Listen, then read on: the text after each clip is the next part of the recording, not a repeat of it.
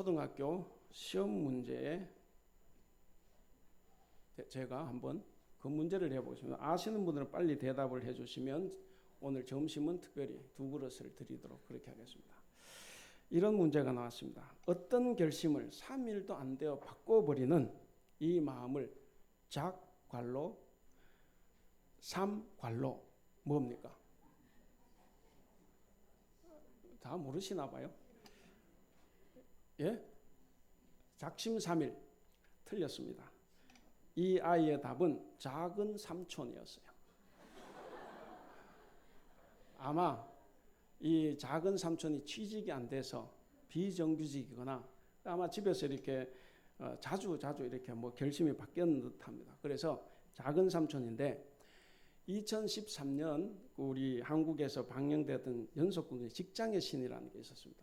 그 직장의 신, 이 비정규직의 서러움을 거기서 그렸습니다. 성경에도 비정규직 이야기가 많이 나옵니다. 그러나 성경에서는 그렇게 수모를 당하지 않도록 하는 하나님의 그 법 장치가 많이 마련되어 있습니다. 우리가 지난주에 우리가 좀 봤는데 신명기 12장부터 26장에 나오는 신명기 법전이 있습니다. 그 법전에 보면 바로 이런 비정규직과 같은 이 노동자들의 권리를 보장하기 위한 법이 거기에 많이 들어 있습니다. 그런데 그 법이 들어 있는데 하나님께서 그 법을 주셨지만 이 법을 사람들이, 그것도 하나님을 잘 믿는 사람들이 잘 지키지를 않았습니다. 그들은 여전히 자기의 이익을 위해서 품삯을 제대로 주지 않았습니다. 먹고 살 것이 없어서 굶는 사람들까지 다 외면을 했습니다. 알고 보면 여러분, 예수님도 비정규직 노동자였다고 볼 수가 있습니다. 예수님은 가난한 집안에서 태어났습니다. 그리고 목수 일을 하면서 가족을 부양했습니다. 예수님도 아마도 오늘 비유에서 나오는데 장터라는 곳이 있습니다. 이 장터에 있다가 고용주에게 차출돼서 아마 노동 현장으로 갔을 수가 있습니다. 거기서 뼈가 빠지게 일을 해도 그날 품삯을 그때 제때 받지 못했을 수도 있습니다. 그래서 예수님이 가난한 자의 심정, 그 임금을 받지 못하고 떼먹는 또 그런 사람들 많이 보셨기 때문에 예수님은 그런 말씀과 그와 관련된 비유들을 많이 말씀하셨습니다. 우리도 그렇지 않습니까? 치과에 다니는, 치과에 가면 치과의사나 치과의 간호사는 대왕 꼭 이를 봐요. 자꾸 이가 성한지 안 성한지. 우스갯소리입니다. 학생이 싸우다가 잡혔습니다. 그래서 지나가는 선생님들이 뒤통수한방 치면서 이야기합니다. 주제도 모르는 놈이. 이건 어느 선생입니까? 국어 선생이에요. 아마 이 문제는 우리 정태상 집사님 잘 맞출 것 같은데, 말리지는 못할 망에 장단을 맞추냐? 이거는 음악 선생이에요. 그것도 싸움질이라고 하냐? 주먹 놔두고 뭐 하냐? 이건 누굽니까? 이건 체육 선생이에요. 세상 잘 돌아간다. 이건 어떤 선생입니까? 지구과학 선생이에요. 지구과학. 이 벌레보다도 못한 놈들, 이건 누굽니까? 예, 이거는 생물입니다. 그래서 우리는 우리가 사는 방식에서 말들이 많이 나옵니다. 여러분, 오늘 본문은 마태복음입니다. 2주 전에 우리가 같이 설교할 때도 말씀드렸는데, 이 마태복음에 의하면 예수님이 걸어가신 길은 어떤 길이었습니까? 의의 길이었습니다. 마태복음 전체의 주제이면서 예수님께서 먼저 본을 보여주시고 제자들에게 가르쳐 주신, 제자들에게 요구하신 이 의의 길은 누구보다 더 나은 의의 길입니까? 서기관과 바리새인들보다 더 나은 의, 이것을 실천해야 하는 그런 길입니다. 이런 맥락에서 오늘 포도원 품꾼의 비유도 바로 하나님의 의가 뭐냐 하는 것을 보여줍니다. 이 비유에서 예수님 자신이 걸어가신 이 의의 길은 어떤 의인가 하는 것을 보여주십니다. 우리도 오늘 이 말씀을 통해서 우리의 신앙과 삶을 한번 돌아볼 수 있기를 바랍니다. 그래서 좀 더 나은 의를 실천하는 우리 성도들이 다 되시기를 바랍니다. 먼저 이 비유의 내용을 간단히 살펴보겠습니다. 거기 보면 그 포도원 주인이 품꾼들을 고용하는 이야기가 1절에서 7절까지 나옵니다. 여러분, 원래 포도원 주인은 부자, 이 사람이 품꾼 고용하러 다니지 않습니다. 그러나 이 비유에서는 주인이 이제 다녀요. 그러니까 신분에 어울리지 않는 일을 하는 거죠. 아침 일찍부터 거기 보니까 몸소 포도원 일꾼을 구하기 위해서 나갔습니다. 여러분 우리 성경에는 거기 보시면 그 이른 아침 1절에 그건 오전 6시입니다. 그리고 그 3절에 보니까 제3시 그랬죠. 이건 우리나라로 9시입니다. 아침 9시, 오전 9시. 그 다음에 4절 끝에 보면 5절이네요. 제6시와 제9시 그랬는데 제6시는 정오, 낮 12시입니다. 그리고 제9시는 오후 3시입니다. 그러면 이제 6절 마지막에 부름을 다는 사람이 제9시죠. 제11시. 이것은 오후 5시입니다. 그러니까 오후 5시에 온 사람은 1시간만 일하는 거예요. 1시간만 일했습니다. 자, 어쨌든 이 주인은 정말 이득을 생각하면 아침에 구하고 말면 되는데 굳이 오후 5시에도 놀고 있는 사람을 포도원으로 들여 보냈습니다. 그러면 이제 8절에서 10절에 보면 이제 주인이 저녁이 되니까 품삯을 나누어 줍니다. 청지기를 시키죠. 8절에 보면 청지기를 불러서 품삯을 지불하도록 합니다. 어떻게 줍니까? 우리가 생각하는 것과는 다른 거꾸로 주죠. 9절에 보니까 나중원자가 몇 시에 왔습니까? 오후 5시. 그러니까 오후 5시 1시간 일한 사람이에요. 그래서 나중원자부터 시작해서 10절에 먼저 온 자들에게로 임금을 지불합니다.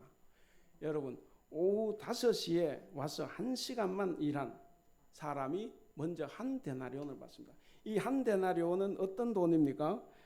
2절에 보시면 이른 아침 6시에 온 사람이 받는 한 데나리온이에요. 그러니까 하루 일당이 한 데나리온이라는 겁니다. 그럼 오후 5시에 왔으면 한 데나리온 못 받죠. 근데 그 사람도 한 데나리온 받았습니다. 그러니까 일찍 온 사람도 이거 보지 않습니까? 보니까 1시간 일한 사람도 한 데나리온을 주니까 그럼 우리는 더 많이 받겠다 하면서 내심 좋아했죠. 정말 주인은 마음이 후한 사람이구나. 그래서 10절에 보시는 대로 자기들은 더 받을 것이라고 생각을 했습니다.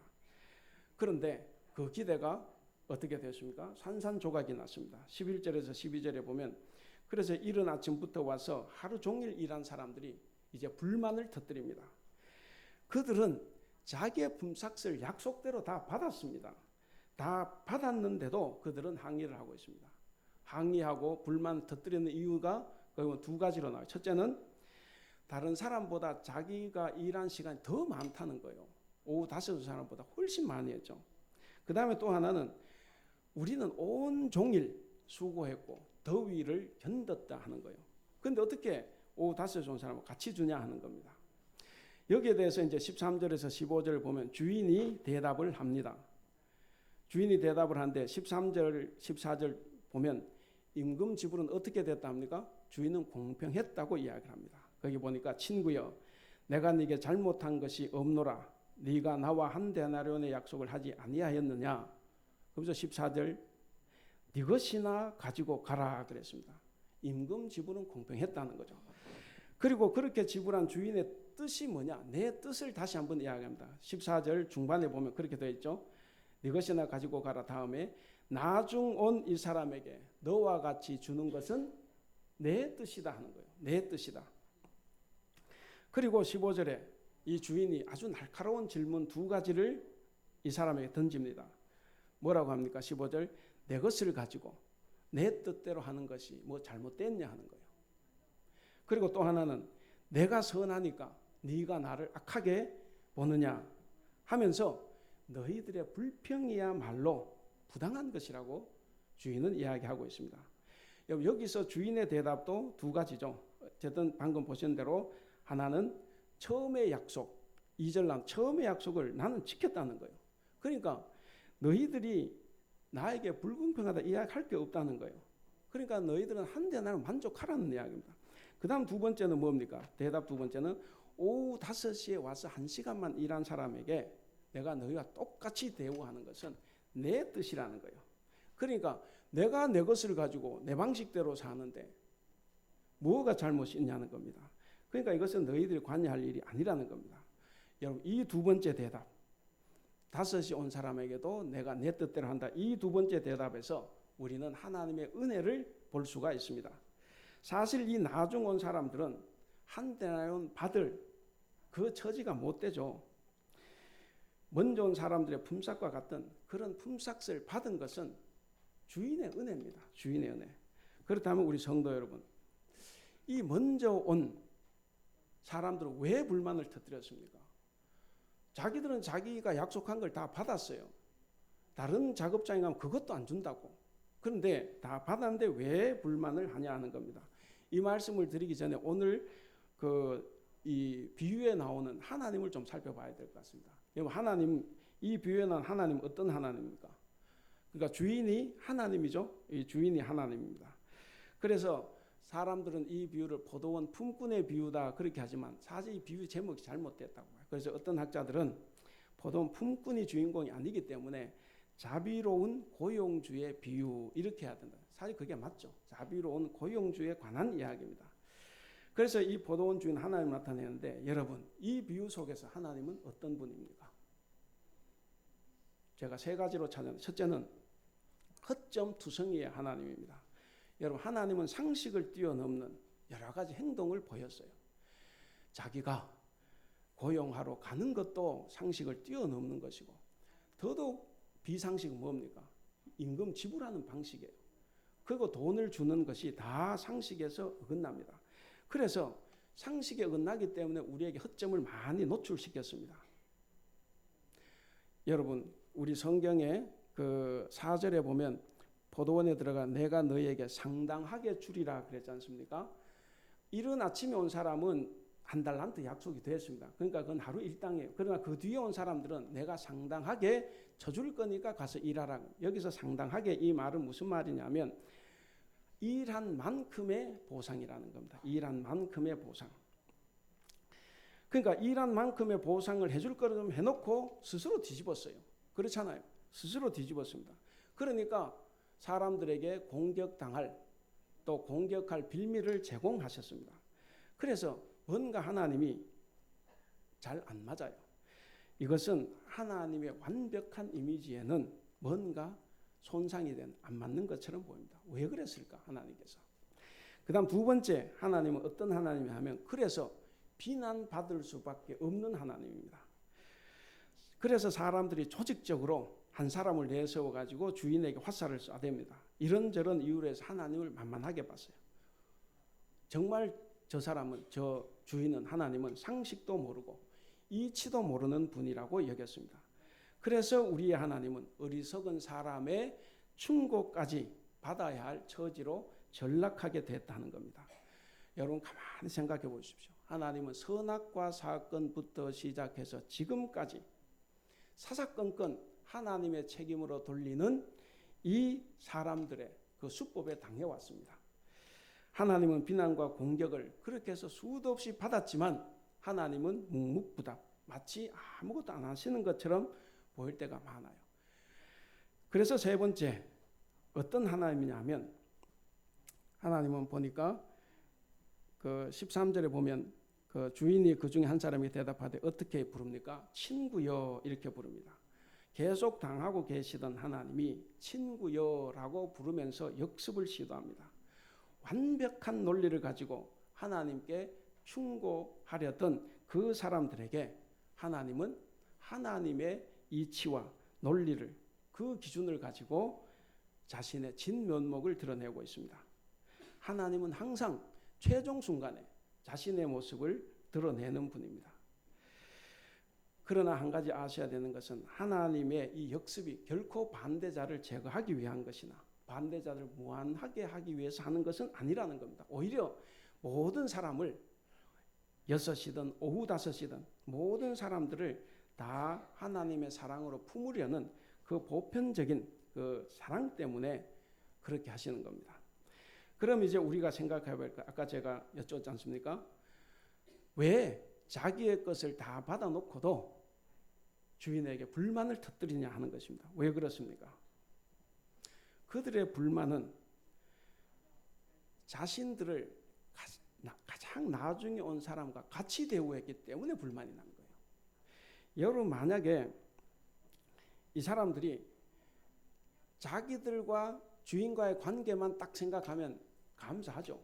감사한 거예요. 근데 다른 사람과 비교해 보니까 왜 저 사람하고 나를 똑같이 대우하냐는 겁니다. 그래서 이들이 하나님의 공평함을 문제 삼은 거예요. 하나님은 공평하지 않다는 거죠. 그래서 이들의 불만은 상대적인 것입니다. 주인이 나중 온 사람과 사람을 대하는 태도를 보니까 우리가 뭔가가 좀 손해보는 것 같습니다. 다시 말하면 시기심에서 일어난 거예요. 여러분, 우리의 하나님 또는 우리가 생활할 때 우리의 시기심을 잘 다스리지 못하면 항상 이런 불만이 일어나게 됩니다. 이것은 자기들은 계약을 하고 계약대로 다 받았습니다. 다 받았는데 다른 사람이 호의를 받는 것을 보니까 도저히 못 보겠다는 거죠. 하나님의 뜻은 그들에게는 이미 안중에 없습니다. 공평이란 잣대를 가지고 스스로 하나님을 재겠다는 심보예요. 여러분, 이 일꾼들이 생각하는 공평의 척도는 하나님이 생각하시는 이 공평의 척도와는 분명히 다릅니다. 여러분, 그렇지 않아요? 어떻게 하나님 우리의 생각과 같겠습니까? 우리와 다름에도 불구하고 그들은 또 우리는 하나님께 우리의 기준, 그 품꾼들이 가지고 있는 자기들의 기준을 가지고 들이댄 겁니다. 그래서 하나님이 불공평하다고 하는 거예요. 하나님을 아주 만만하게 보는, 그래서 하나님이 왜 그렇게 하시는지, 주인이 왜 그런 식으로 하는지 생각지도 안 해보고 독화살을 쏘는 겁니다. 여러분, 오전 6시와 마지막에 오후 5시를 제외한 중간에 세 부류의 사람들이 있습니다. 사실 이 사람들은 한 데나리온 받았을 때 어떻습니까? 원래들 하면 엄청 감사한 거죠. 감사하잖아요. 정말 감사한 겁니다. 그런데 처음에는 주인을 고마워했을 건데 왜 분노하게 됩니까? 그 노숙자들이 경계선 심리 상태를 갖는다고 합니다. 경계선 심리 상태. 이거 뭐냐면 오랫동안 이렇게 떠돌아다니다가 보면 자아가 분열이 돼서 불안장애를 겪는다고 합니다. 그래서 이들은 객관적인 어떤 시각, 그리고 전체를 볼 수 있는 그런 건강한 시각을 갖기가 어렵다고 합니다. 그래서 일이 있으면 자기에게 유리한 방향으로 해석하고 그것을 그대로 밀고 나간다는 거죠. 이것이 그 경계선 심리 상태라고 이야기합니다. 오늘 본문에서 보는 이 고용된 자들을 보면 바로 이 경계선 심리 상태를 보이는 것 같습니다. 그런데 여러분, 더 놀라운 것이 뭔지 아십니까? 우리입니다. 우리도 역시 하나님을 대면하면서 이런 사람과 다르지 않다, 혹은 다르지 않을 수 있다는 이야기입니다. 우리의 판단과 견해를 절대적으로 옳은 것처럼 하나님께 강요를 합니다. 그리고 사람들에게 말합니다. 당당하게 자신의 주장을 이야기합니다. 그래서 이런 경계선 심리 상태가 우리에게도 있지 않을까 생각을 해봅니다. 하나님은 사랑과 공의, 사랑과 정의를 다 가지고 계십니다. 그리고 자비와 공평함도 가지고 계세요. 다만 오늘 읽은 이 본문에서 하나님은 공평보다는 어디에 강조를 두신 것 같습니까? 자비예요. 자비. 왜? 다 못 사는 시대 아닙니까? 그렇기 때문에 자비를 베푸셨다 하는 겁니다. 그렇다고 해서 공평을 희생하고 자비를 실천하라는 이야기는 절대로 아닙니다. 우리는 공평함도 유지해야 하지만, 그러나 상황에 따라, 어떤 사건 정황에 따라서 우리가 자비가 더 우선적으로 고려될 때가 있다 하는 겁니다. 여러분, 하나님의 공평함이라는 것은 절대로 공평함을 위한 공평함이 아니라는 거예요. 하나님의 공평은 항상 자비와 사랑을 그 기본에 두고 하시는 겁니다. 이것이 인간의 공평함과 하나님의 공평함이 다른 겁니다. 우리는 때로 왜 공평하게 해야 되지, 왜 저 사람이 이렇게 하고 나에게는 이렇게 하나, 자꾸 이런 이야기를 해요. 사람이 모이는 건 다 있습니다. 그래서 우리는 항상 공평함을 위해서 공평함이 존재해야 되는 것처럼 보지만, 그러나 하나님은 다르다는 것입니다. 그럼 여러분, 오늘 이 비유에서 예수님 무엇을 가르치시려고 이 비유를 말씀해 주셨을까 하는 겁니다.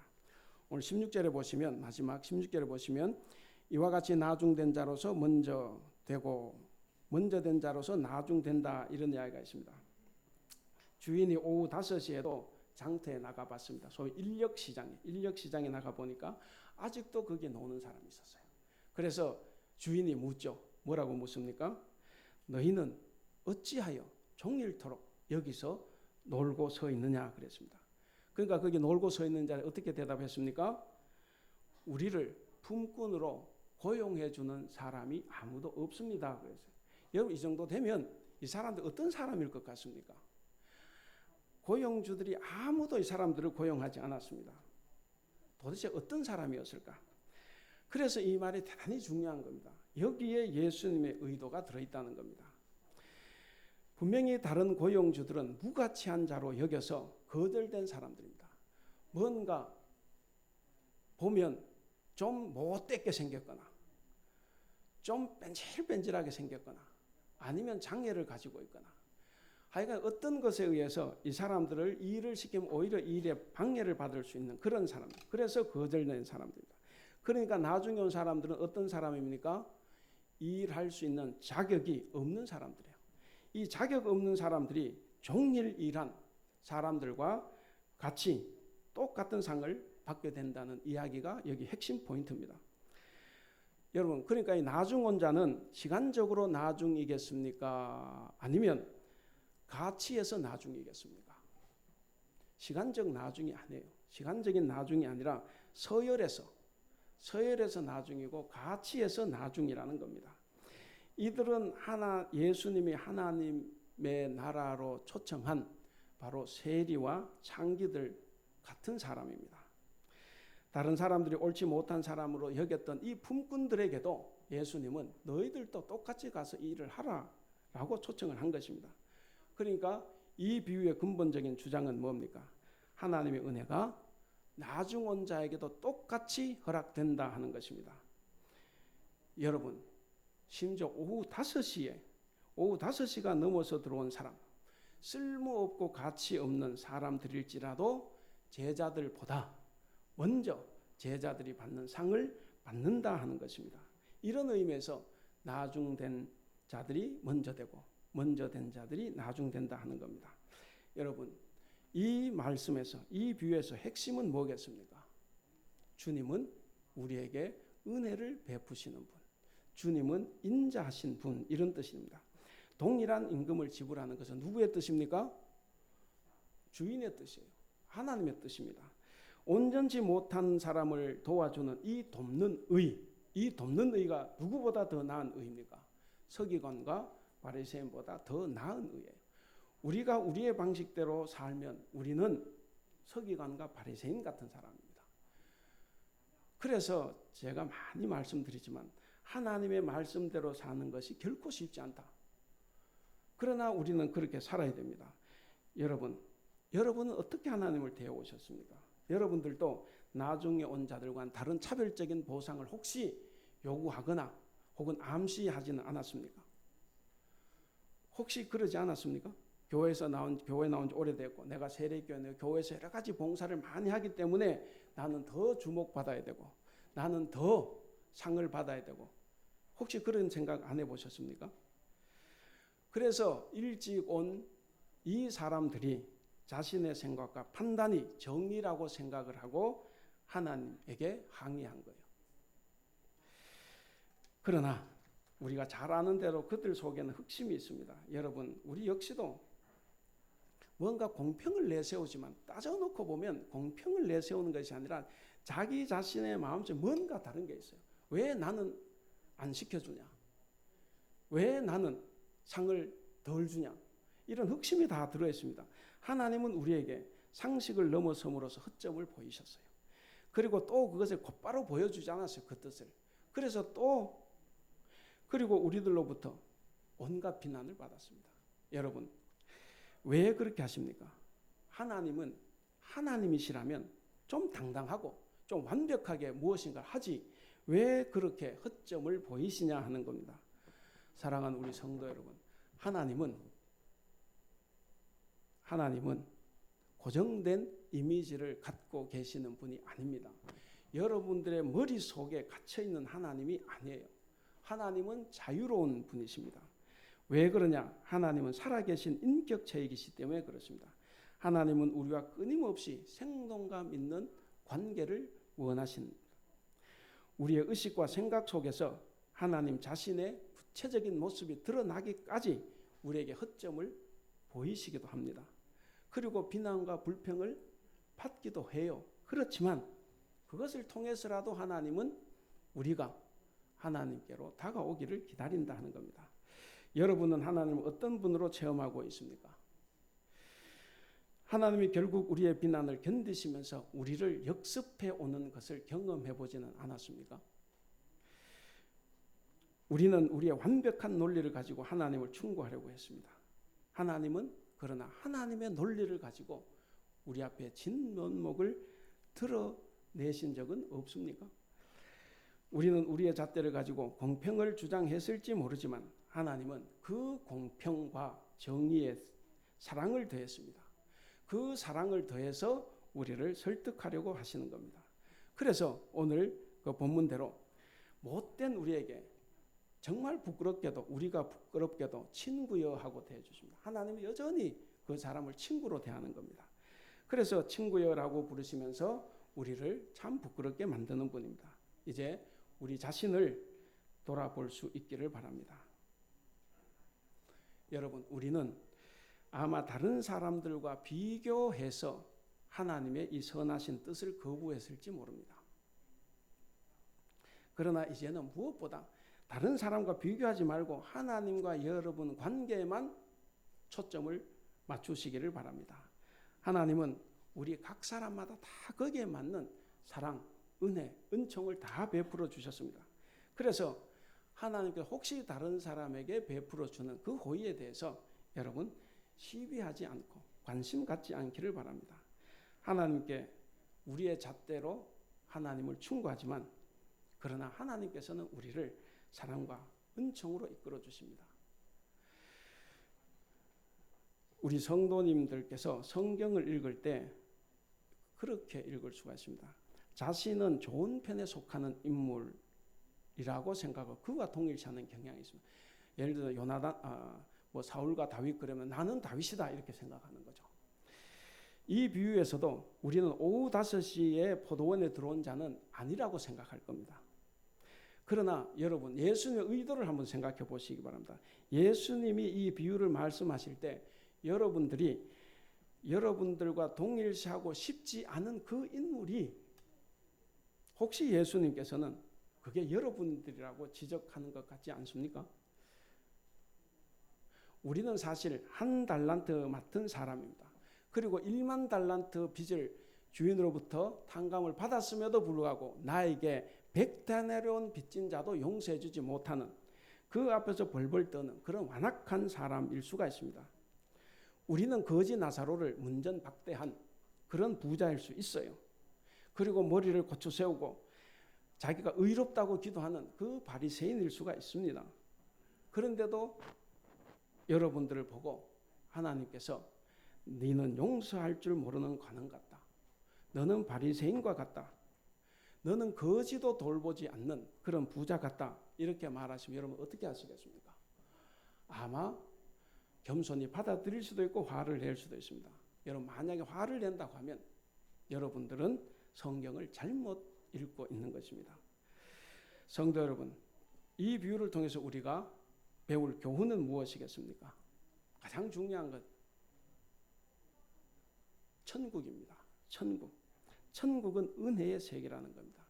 여러분, 이 비유의 가르침은 오후 5시에 참여한 사람들 여기에 초점이 맞춰져 있습니다. 그래서 다른 사람들은 절대로 고용하지 않는 이 무가치한 사람들에게 베푸는 은혜입니다. 이것이 초점입니다. 그래서 이 비유를 보면 예수님께서 하신 말씀이 기억납니다. 나는 의인을 부르러 온 것이 아니라 죄인을 부르러 왔다. 그리고 세리와 죄인들과 식탁 교제를 하시는 우리 예수님, 바로 이런 것에서 우리가 이것을 확인할 수 있습니다. 그래서 오늘 이 말씀을 통해서 우리에게 주는 몇 가지 교훈을 찾아보고 마치도록 하겠습니다. 여러분은 몇 시 인생입니까? 아침 6시 인생입니까? 아침 9시 인생입니까? 정오의 인생입니까? 오후 3시 인생입니까? 아니면 오후 5시의 인생입니까? 여러분 어떤 인생을 살고 계십니까? 이 비유에서 하나님께서 우리에게 말씀하시는 것은 우리는 모두가 다 오후 5시에 부름받고 받고 일하러 온 사람임을 깨닫게 하는 것입니다. 그것은 우리가 모태신앙이거나 중직을 맡은 직분자이거나 관계없이 우리는 모두가 다 하나님 앞에서 은총을 입고 가는 오후 5시 인생이라는 것을 여기서 가르쳐줍니다. 여러분, 오후 5시가 큰 자입니다. 자신을 아침 6시에 왔다고 생각하는 자는 천국을 잃게 될 것입니다. 하나님의 은혜로 사는 자가 아닙니다. 그들은 자기의 의로 사는 서기관과 바리새인 같은 사람입니다. 그러나 반대로 오후 5시에 온 자라고 여기는 사람은 은혜 안에 사는 사람, 천국을 누리며 살아가는 사람입니다. 그들은 곧 세리와 창기들 같은 사람입니다. 그리고 우리 땅을 보면 우리 사회로 수많은 비정규직, 일용직 노동자들이 있습니다. 바로 그들이 해당하는 것입니다. 정말 예수의 은혜는 역설적입니다. 이 하나님의 은혜는 역설적이게도 자신이 정말 자격이 없다고 여기는 사람에게 찾아오는 겁니다. 우리는 기본적으로 다 오후 5시에 온 사람들. 그러니까 내가 잘났다고 말할 것이 없어요. 여러분, 우리 성도들 다 오후 5시 사람들이에요. 우리가 오늘 말씀을 가지고 우리가 앞으로 실천해야 될 것이 무엇이겠습니까? 하나님이 막판에 1시간 일한 쓸데없어 버림받은 자에게도 똑같이 하루 품삯 한 데나리온을 주신 자비하신 분입니다.